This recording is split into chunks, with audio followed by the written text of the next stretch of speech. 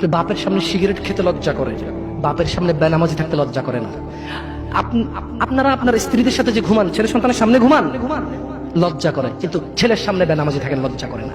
আপনি বুঝেন, এই পৃথিবীতে লা ইলাহা ইল্লাল্লাহ বলার পরে, লা ইলাহা ইল্লাল্লাহ বলার পরে, ওয়া আন্না মুহাম্মাদুর রাসূলুল্লাহ বলার পরে শিরক, আল্লাহর সাথে অংশীদারিত্ব হচ্ছে সবচেয়ে বড় অপরাধ। ঠিক আছে? এরপর কাজ হচ্ছে সালাত, এরপর কাজ কি? নামাজ। এরপর কাজ কি? নামাজ।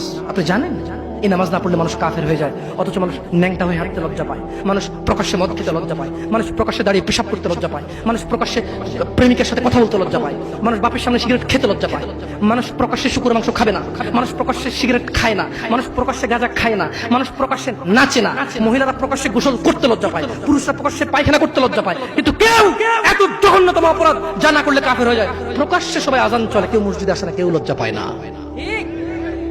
তাহলে দুনিয়া কি বলেন তো?